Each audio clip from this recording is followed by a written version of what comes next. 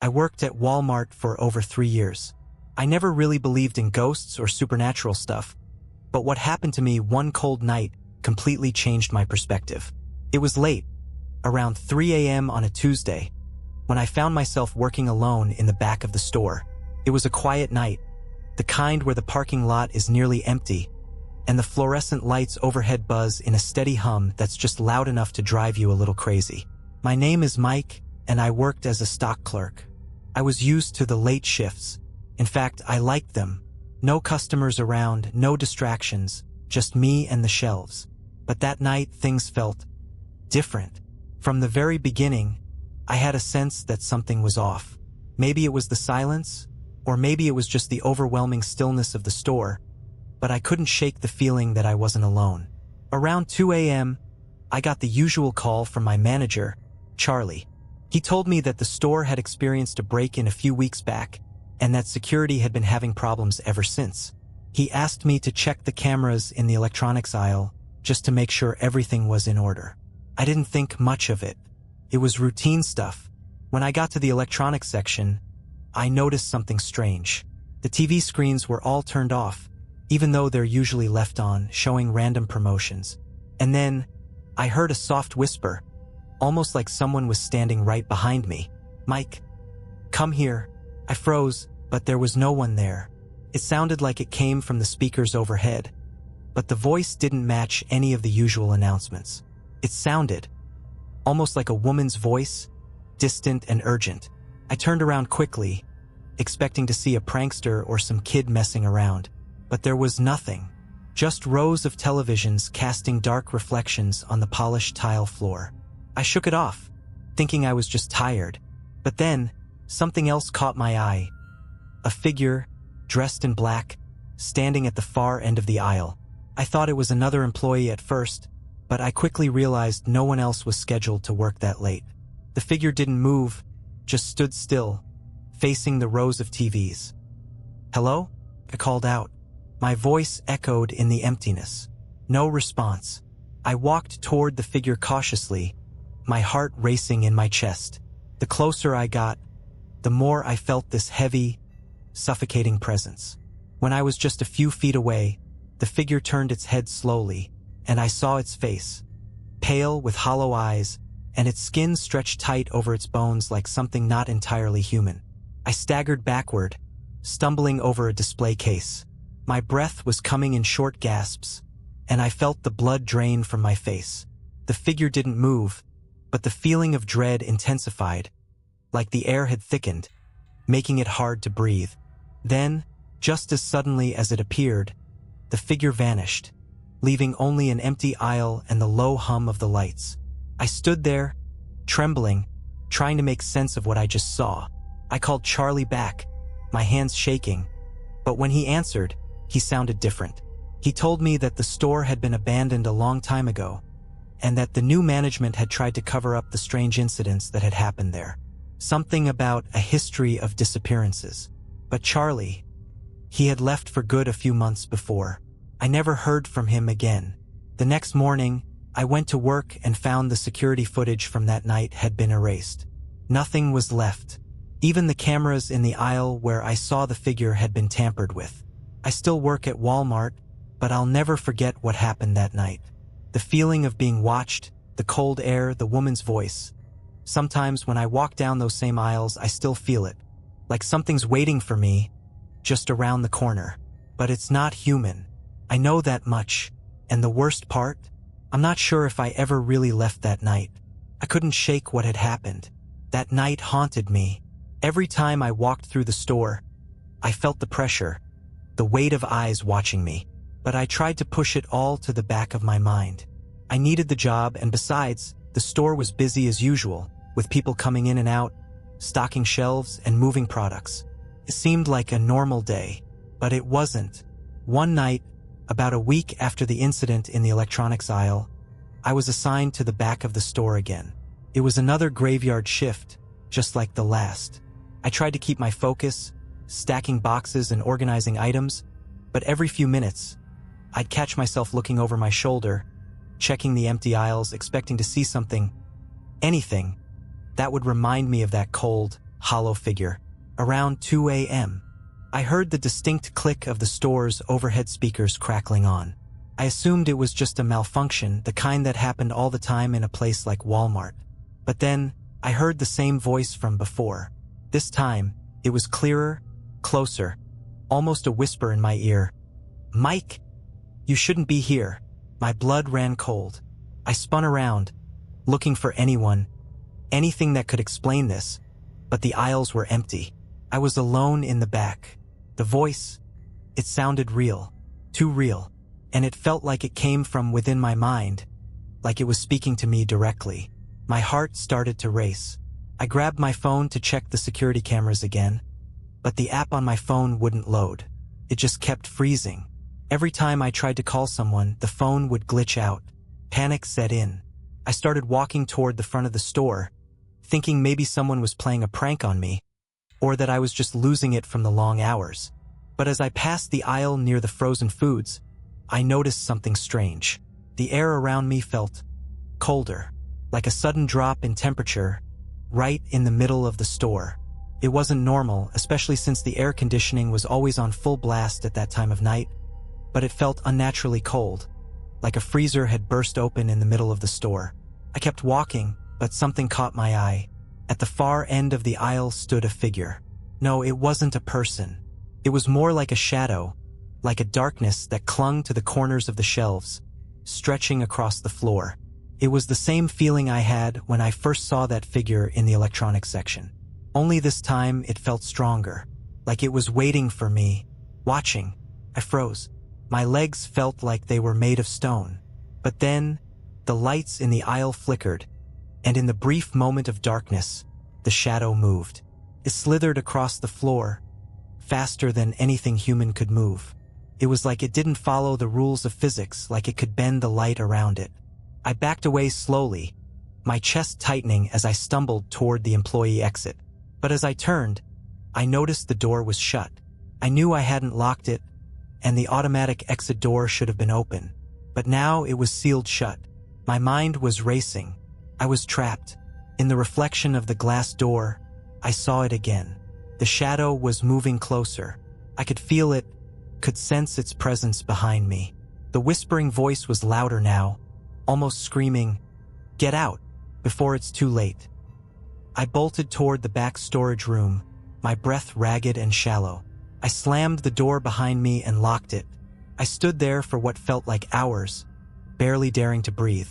I didn't want to look out, didn't want to see what was waiting for me, but I knew it was there. I felt it. Suddenly, the intercom crackled again.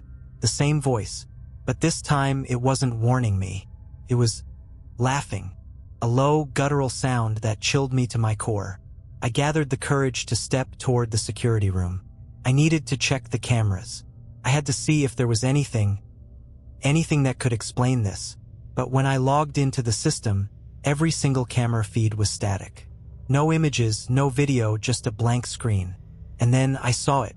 On the monitor, a message, written in bold letters across the screen. "Leave. Now." Before I could react, the power flickered, and everything went dark. I was alone in the pitch-black store. Except I wasn't.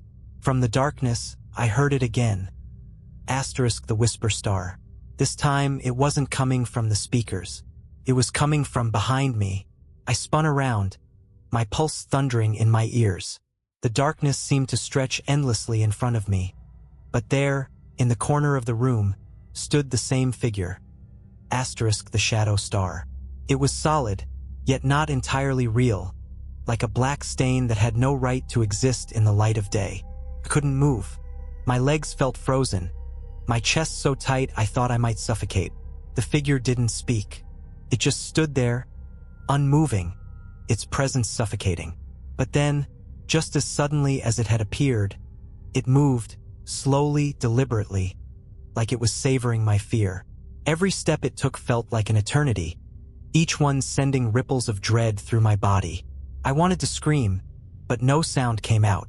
It was like my body had betrayed me, locking me in place. I felt the temperature drop even further, the air growing thick and heavy. The only thing I could hear was the sound of my own heartbeat, deafening in the silence. The figure took another step forward, and then I saw it, the faint outline of something in its hand. It wasn't a weapon, at least not in the way you'd think. It looked more like a tangle of broken wires, twisted and bent, like some kind of tool. It wasn't just the darkness of the figure that terrified me, but the sheer wrongness of it. Everything about it felt unnatural. It was as if this thing didn't belong in the world of the living. Without thinking, my instincts kicked in. I bolted. I don't remember much of what happened next, only flashes of chaos. I ran through the aisles, my breath ragged, knocking over displays, my shoes squeaking against the waxy floor. I could hear it behind me, moving with an unnatural speed, almost like it was floating just above the ground. The air was suffocating, and I could feel the icy cold creeping closer. I didn't dare look back. The shadows felt like they were closing in on me from every direction. I reached the employee exit, yanking on the door, but it wouldn't open. I screamed, banging on the glass, but it was useless. The door was sealed shut, just like before. I was trapped. Then I heard the voice again. It was no longer a whisper. It was a harsh, distorted growl, cutting through the air like a knife. Asterisk, you can't escape. Asterisk, panic surged through me. I had to get out. I had to survive. I ran back toward the security room, hoping maybe there was some way to call for help. But when I turned the corner, I froze. There, in front of me, was the same figure standing at the end of the hallway. It wasn't even moving now, just watching me with those dark, empty eyes. It seemed to stretch across the hallway, blocking my only escape. I backed away, trembling, my mind racing. I needed to think, to do something, anything. And then, in a burst of desperation, I turned around and bolted toward the stockroom, hoping there was another way out. My heart was hammering in my chest, and every instinct screamed for me to run, to hide, to do anything to get away. The stockroom was my only hope. It was a cramped space filled with shelves of products, but at least there, I felt like I could lose myself, make it harder for whatever this thing was to find me. I ducked behind one of the shelves and crouched low, my breathing heavy and ragged. I could hear it now, the sound of footsteps, slow and deliberate, coming closer. The air was so cold I could see my breath in front of me, misting up in the dim light. And then, just as I thought I might be able to hide, I heard the faintest sound, a scraping noise like nails against metal. I looked up, and in the shadow of the shelf above me, I saw it. It was crawling along the walls, moving like a spider, its twisted form bending at unnatural angles. It was closer now. I could hear its breath, ragged and wet, like something that shouldn't have lungs. I had no choice. I had to move. I grabbed a nearby box, lifting it as quietly as I could, and I threw it in the opposite direction. The sound of it crashing to the floor echoed through the room. The shadow hissed, its head snapping toward the noise. In that moment, I sprinted toward the exit again, my legs burning with adrenaline. This time, the door opened. I don't know how or why. Maybe it was my sheer desperation, or maybe something else. But the door gave way, and I didn't hesitate. I ran into the parking lot, the cold air hitting me like a slap to the face. I didn't stop. I kept running, not looking back. I could still feel its presence behind me, but I didn't care. I just had to get out of there. When I reached my car, I threw myself inside, locking the doors, my hands trembling as I gripped the steering wheel. I drove as fast as I could, not stopping until I was miles away from that Walmart, from whatever that thing was. I never went back to that store, and I never will. But sometimes, when I'm alone at night, I hear the voice, the whisper, the growl, and I know that it's still out there, waiting, watching. And the worst part? I'm not sure if I'll ever be truly free. I thought I could escape. I really did. But the more I tried to ignore it, the more that voice, that thing, crept into my life again. It wasn't just in my dreams anymore. It was in my waking moments. It followed me, attached itself to me like a shadow I couldn't shake off. It started with little things, sounds in the night, a faint scraping noise, like nails against metal, echoing through the silence of my apartment. I'd wake up in a cold sweat, heart racing, only to find that nothing was there. But the feeling, it stayed. The pressure, the unease. I began to wonder if it had followed me home, and for the first time I seriously considered the idea that maybe, just maybe, what I had seen wasn't a trick of the mind. I tried to convince myself that it was just stress, that I was overreacting. But it wasn't just the noises. The shadows in my apartment grew deeper, darker, as if something was watching me from the corners. Sometimes, I'd glance at the reflection in the windows or the mirrors and catch a glimpse of something that didn't belong. A figure, a face, or worse, a shadow moving when no one else was there. One evening, I found myself sitting on the couch, trying to watch a movie to take my mind off things. It was late, just past midnight. The apartment was quiet, the only sound coming from the TV. But then, the silence in the room deepened, and that familiar, cold feeling washed over me again. The air was different, almost thick, too thick to breathe. I looked around the room, my gaze darting from one corner to the other, searching for any sign of movement. And that's when I saw it. In the reflection of the window behind me, standing just beyond my shoulder, was the same shadow I had seen at Walmart. It was there, tall, dark, and unmoving. I could feel its presence, like a weight pressing down on me. I whipped around, my heart racing, but the room was empty. Nothing. I was alone, but I knew I wasn't. I could feel it. I stood up, shaking, and grabbed my phone. My fingers were clumsy, but I managed to dial the number. I needed to talk to someone, anyone, to ground myself in reality. Charlie. He was the only one who had been there the night I saw the figure.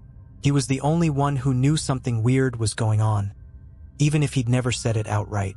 I knew he was long gone from the store, but he might still have some answers. The phone rang once, twice. Then I heard the click of him picking up. Mike! His voice was hoarse, almost surprised. I didn't think you'd ever call again. I barely got the words out. Charlie, I think it's back. It's following me. It's in my apartment. There was a long pause on the other end. And then, I heard something strange in Charlie's voice. Something that made my stomach churn. Asterisk, you shouldn't have called me. Asterisk. I froze, the blood draining from my face. The way he said it, it wasn't like him. There was something off about it. A sharp edge to his tone, almost like he knew more than he should. Charlie, I whispered. What's going on? Please, what the hell is happening? He didn't respond right away.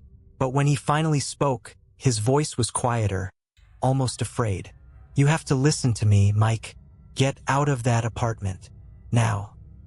Before I could say anything else, the call abruptly cut off. I stared at my phone, my hands shaking. I didn't know what to do. I felt like I was suffocating, trapped in the same nightmare that had haunted me at Walmart. I glanced over my shoulder, back to the reflection in the window, but this time, I saw something different. In the glass, the figure wasn't just standing there. It was moving, slowly, reaching out towards me with long, spindly fingers that seemed to stretch beyond what was possible. The same cold, twisted face appeared in the reflection, grinning. It was too much. I had to leave. I grabbed my keys, rushed out of the apartment, and didn't stop running until I was outside. My car was parked a few blocks away. I didn't even care that it was late. My pulse was pounding in my ears, and I needed to be far away from whatever was hunting me. But even as I started driving, I couldn't escape the feeling that it was right behind me. The whispering, the growl, the cold, suffocating presence. I drove aimlessly for hours, not knowing where I was going or where I could hide. Eventually, I found myself on a deserted road, the headlights of my car slicing through the darkness like a knife. And then, in the distance, I saw something strange, something out of place. A Walmart. Couldn't be. I pulled over, my mind racing. This had to be a trick. The store had been closed for weeks. Everyone had left. But there it was, standing tall in the darkness, as though it had never closed. The lights were on, flickering in the windows, and just outside the entrance, I could see something moving.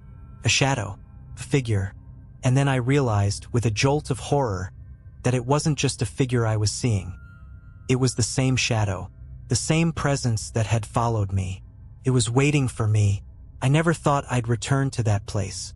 But now it seemed like I had no choice. Whatever this thing was, it wasn't going to stop until I faced it again. I was already walking toward the door before I even realized it. I don't know what compelled me to step out of the car and walk toward the Walmart. It was like I was in a trance, unable to stop myself. The air was unnaturally still, and the silence was almost deafening as I moved closer to the front entrance. The parking lot was empty, but the store lights flickered sporadically, as though struggling to stay on. There was no sound from inside, no hint of life, but something felt wrong. Something darker. As I reached the front doors, I saw them, standing there just beyond the glass. Rows of dark silhouettes, almost human, their outlines obscured by the dim lighting. My heart skipped a beat. I knew they weren't employees. They weren't people. They were shadows. I hesitated, staring through the glass, trying to make sense of what I was seeing. The figures didn't move, didn't acknowledge my presence, but there was a heaviness in the air that made it hard to breathe. It felt like I was being pulled in, like the store was drawing me back into its clutches. The automatic doors didn't open. Instead, I reached for the handle, and it gave way easily as though the store had been waiting for me. The instant I stepped inside, the temperature dropped. The coldness I had felt back at my apartment, the same suffocating chill, filled the space, and I felt it settle deep into my bones. I stood in the vestibule for a moment, frozen, unsure of what to do. The store was eerily quiet, the shelves lined with goods but untouched. It was like everything had been abandoned mid-shift. I could feel something watching me, waiting star. Then I heard it, the faintest whisper, like a breath across my ear. A voice, soft and distorted, just like before. "Mike, you're too late." I spun around, heart pounding in my chest, but there was nothing. The aisles were empty. I could see the security cameras, their red lights blinking in the distance, but none of them were working. It was as if the entire place had been frozen in time, locked in a state of suspended animation. I didn't know what to do. I didn't want to be here, but I also knew there was no escaping. That thing, that shadow, was here, and if I didn't face it now, I would never be free. I moved slowly down one of the aisles, my footsteps echoing in the stillness. As I passed the rows of empty shelves, I caught a glimpse of something moving out of the corner of my eye. A figure. Not the shadow, but something else. Something more human, but distorted, like a person whose body had been stretched and contorted. I froze again. The figure was staring directly at me, its eyes wide and hollow, its mouth twisted in a silent scream. It didn't move, but I could feel the malice radiating off of it. A dark, suffocating presence that made my stomach turn. I stumbled back, but when I looked around, I realized I had lost track of the aisle. The layout of the store had changed. The shelves were different now, twisted and disorganized, as if they had shifted in impossible ways. Nothing made sense anymore. It felt like I was walking through a nightmare, the space around me warping, closing in. I could hear the voice again, louder now, closer. The growl, mixed with a low, guttural laugh that seemed to vibrate through my skull. "You can't leave. You can never leave." My breathing quickened as I stumbled forward, trying to find my way out. The shadow had to be close now, and I couldn't escape it. I had to face it, or else I would be trapped here forever. The store had become this thing. The figure was part of it. And whatever it wanted from me, it wasn't going to stop until it got it. I reached the back of the store where the old and used stockroom was. The doors were open. I knew I had to go in, but something in the back of my mind told me that was exactly what it wanted. I had no choice. I stepped inside. The stockroom was even colder than the rest of the store, the air thick and suffocating. And then, just like before, I saw it. Standing at the far end of the room, the dark figure. Its body was larger now, its features sharper, its twisted grin wide and gleaming with a malevolent hunger. "Mike!" it whispered, the sound wrapping around me like a vice. "You've been chosen." I wanted to scream, but the words caught in my throat. Couldn't breathe. It was like the walls of the stockroom were closing in, the space shrinking around me. "You can't fight it, Mike," it said. Its voice no longer distorted, but clear. "You were always meant to be here." The shadow moved toward me, the air around it rippling with a coldness I couldn't escape. I backed up, but the walls pressed against me, trapping me. I could feel the shadow's presence seeping into my skin, its touch cold and electric, sending chills down my spine.